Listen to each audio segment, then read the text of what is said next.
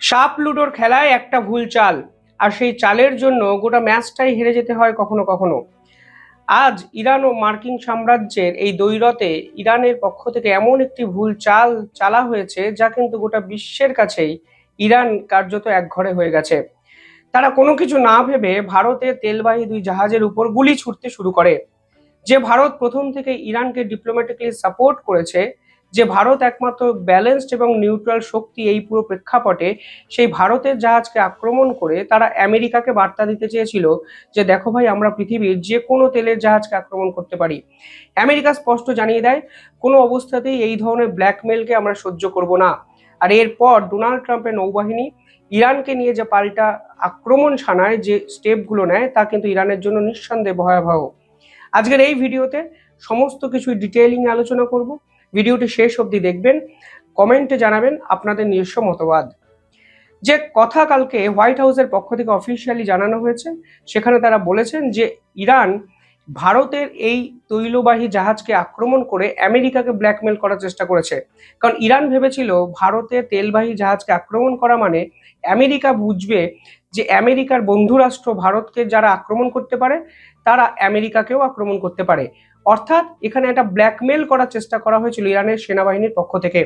এবার যে ভারত পুরো বিষয়টার মধ্যে আর ইনভলভই হয়নি, যে ভারত প্রথম থেকে ব্যালেন্সড এবং নিউট্রাল ডিপ্লোম্যাসিকে ইমপ্লিমেন্ট করেছে, সেই ভারতে তেলবাহী জাহাজকে কোনো কারণ ছাড়া এই ধরনের আক্রমণ গোটা বিশ্ব কিন্তু মেনে নেয়নি। ভারত স্পষ্ট স্টেটমেন্ট দিয়েছে, ইরানের দূতাবাসকে ডেকে পাঠিয়েছিল, এতটা তো একটা সাইডের বিষয়। কিন্তু গোটা বিশ্ব যেভাবে ইরানের বিপক্ষে এবার চলে গেল, তা ইরানের পক্ষে কিন্তু সামলানো কার্যত চাপের। এই প্রেক্ষাপটে দাঁড়িয়ে কালকে স্ট্রেট অফ হরমুজে ডোনাল্ড ট্রাম্প ভারতের উপর অ্যাকশনের পাল্টা দিতে গিয়ে ইরানের এক জাহাজকে, তেলবাহী জাহাজকে আটক করলেন এবং সেই পার্টিকুলার জাহাজে যে নাবিক ছিলেন তাদেরকেও কিন্তু হেফাজতে নিয়ে নিয়েছে। অর্থাৎ পরিষ্কার হয়ে যাচ্ছে যে ডোনাল্ড ট্রাম্প এই স্ট্রেট অফ হরমুজকে কেন্দ্র করে ভয়াবহ যুদ্ধকে ইনভাইট করছেন এবং মার্কিন সেনাবাহিনীকে তিনি প্রস্তুত করছেন। ইরান আজকে যে সেকেন্ড পিস টক হওয়ার কথা ছিল ইসলামাবাদে, তা কিন্তু ভেস্তে দিয়েছে। আমেরিকার নৌবাহিনী কালকে ইরানের যে একটি জাহাজ যার নাম তস্কা, যেই তস্কাকে আটক করে নেয়। আমেরিকার পক্ষ থেকে বলা হয় যে আমেরিকা এই অঞ্চলের নেভাল ব্লকেটকে ইমপ্লিমেন্ট করেছিল, কিন্তু ইরানের এই জাহাজটি আমেরিকার নেভাল ব্লকেটকে অ্যাভয়েড করার চেষ্টা করে। এর ফল যেটা হলো তা কিন্তু মারাত্মক। প্রথমত, প্রাথমিকভাবে তাদের দিকে গুলি ছোড়ে আমেরিকার নৌবাহিনী, যাকে বলা হচ্ছে ওয়ার্নিং শট। সেকেন্ড যে এফেক্ট তাদের করা হয় তা হলো ভেসেলে সরাসরি গুলি ছোড়া হয়, যার ফলে ইঞ্জিনটাকে ড্যামেজ করে দেওয়া হয়।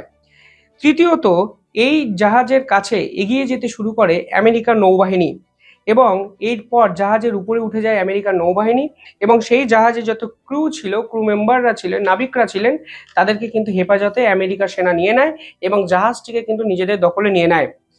অর্থাৎ পরিষ্কার হয়ে যায় ইরান ও আমেরিকা যে সংঘাতের চিত্র আমরা ভাবছিলাম হয়তো শেষ হতে চলেছে, তা শেষ হওয়ার কোনো সম্ভাবনা আর তৈরি হলো না। উল্টে সেকেন্ড পিস টক ভেস্তে দিয়ে ইরান এই পুরো বিষয়টিকে আরো সংঘাতপূর্ণ একটা আবহাওয়ার কিন্তু মধ্যে নিয়ে গেল। আমেরিকার পক্ষ থেকে বলা হচ্ছে যে এক্ষেত্রে তারা যে জাহাজটিকে আটক করেছে তা ইকোনমিক্যাল স্যাংশনের আওতার একটি জাহাজ এবং কোনোভাবেই আমেরিকার নেভির যে ব্লকেড তৈরি করা ছিল স্ট্রেট অফ হরমুজে, সেটাকে তারা মানতে রাজি ছিল না বলে তাদেরকে আটক করা হয়েছে। ইরানের পক্ষ থেকে পাল্টা বিবৃতি এসছে, যেখানে বলা হচ্ছে এই ধরনের আচরণ পাইরেসি এবং ফ্রিডম অফ নেভিগেশন, অর্থাৎ স্বাধীনতার বিপক্ষে এই ধরনের আচরণকে ইরান মানবে না। এবার ফ্রিডম অফ নেভিগেশন এই টার্মটা যখন ইরান ব্যবহার করে, তখন তো স্পষ্ট প্রশ্ন তোলা যায় যে ভারতের যে জাহাজ এই স্ট্রেট অফ হরমুজ দিয়ে ভারতে আসছিল, আপনারা তাদের উপর গুলি চালিয়ে কি ফ্রিডম অফ নেভিগেশন ভঙ্গ করেননি? এই প্রশ্ন তো ওঠে। আন্তর্জাতিক যে জলরাশি বা জল স্তর, তা তো পৃথিবীর কোনো দেশের পৈতৃক সম্পত্তি নয়। স্ট্রেট অফ হরমুজ আপনাদের পাশ থেকে যেতেই পারে, আপনার স্ট্রেট অফ হরমুজের একটা নির্দিষ্ট ডিস্টেন্সকে কভার আপ করে বন্ধ করে রাখতেই পারেন, কিন্তু যে ভারত আপনাদের বন্ধু, যে ভারত প্রথম থেকে আপনাদের যুদ্ধজাহাজকে ভারতের বিশাখাপত্তনম বন্দরে স্থান দিয়ে আপনাদের নাবিকদের প্রাণ রক্ষা করলো, সেই ভারতের জাহাজকে এইভাবে ক্ষতিগ্রস্ত অবস্থায় ফেলে দেওয়া কি ফ্রিডম অফ নেভিগেশন নয়? তাহলে আজকে আমেরিকার বিপক্ষে যদি আপনারা বলেন যে তারা ইন্টারন্যাশনাল ল ভাঙছে, তাহলে আপনারা কি করলেন? এই প্রশ্ন তো উঠবেই। যদি ইন্টারন্যাশনাল লটা এখানে দেখেন, তাহলে দেখবেন ইন্টারন্যাশনাল ল বলছে যে কোনো অবস্থাতেই কোনো নির্দিষ্ট জায়গাকে ব্লক করা যায় না যদি না সেই জায়গাকে নিয়ে যুদ্ধ ঘোষণা করা হয়। আমেরিকা এবং ইরান দুপক্ষের বিপক্ষে এখন অফিসিয়ালি যুদ্ধ ঘোষণা করেনি, তাহলে দিনের পর দিন স্ট্রেট অফ হরমুজকে ব্লক করে রাখা হলো কেন? তাহলে ইন্টারন্যাশনাল ল তারা ভাঙলো কেন? প্রথমে এই প্রশ্ন তো ইরানকে করা উচিত। ভারত প্রথম থেকেই এই পুরো বিষয়টিকে ডিপ্লোম্যাটিক ওয়েতে মীমাংসা করার চেষ্টা করেছে, কিন্তু এটার মানে এটা নয় যে ভারতের যুদ্ধজাহাজ কিংবা তেলবাহী জাহাজ কিংবা ভারতের কোনো ইনফ্রাস্ট্রাকচারের উপর আপনারা আক্রমণ করে বসবেন। এটা তো কমপ্লিটলি আপনারা ইন্টারন্যাশনাল লকে ভাঙলেন। যে ভারত আপনাদের যুদ্ধেতে সাহায্য করার চেষ্টা করেছে, সেই ভারতের পিছনেই ছুরিটি আপনারা মারলেন।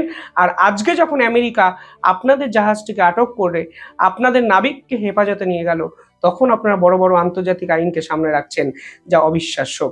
পাশাপাশি পরিষ্কার বলা হয়েছে যদি যুদ্ধ ঘোষণা দুই পক্ষ করে, তাহলে পাবলিকলি এই পুরো বিষয়টাকে সামনে আনতে হবে, যা ইরান ও আমেরিকা কেউ আনেনি। এই অবস্থায় এই জায়গাটিতে একটি গ্রে জোন কনফ্লিক্ট তৈরি হয়েছে।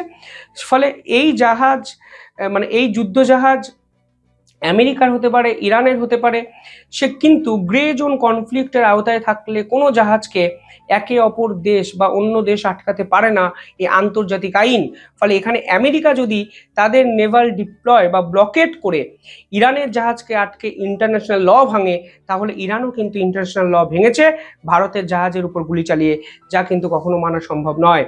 এই প্রেক্ষাপটে দাঁড়িয়ে অজিত দোভাল পৌঁছে গেছেন সৌদি আরব, অর্থাৎ এনার্জি সিকিউরিটিতে ভারত কিন্তু কোনো রকম কম্প্রোমাইজ করতে চাইছে না। জয়শঙ্কর গেছিলেন ইউএইতে, কাতারে গেছিলেন আমাদের পেট্রোলিয়াম মিনিস্টার। অর্থাৎ ভারতের সঙ্গে যতক্ষণ আপনি ভালো বন্ধুত্ব রাখছেন, ততক্ষণ ভারত আপনার পাশে আছে, কিন্তু তুরস্কের মতো যদি বিশ্বাসঘাতকতা ভারতের সঙ্গে আপনি করেন, তাহলে ভারত কিন্তু পাল্টা চাল চালবে। আর অজিত দোভাল এমন একটি রাষ্ট্রে গেলেন যে রাষ্ট্র এখন ইরানের অন্যতম শত্রু রাষ্ট্র সৌদি আরব। অজিত দোভালের এই সফর নিয়ে আমি ডিটেইলিংয়ে ভিডিও বানাবো দ্য ইন্ডিপেন্ডেন্ট নেটওয়ার্ক চ্যানেলে।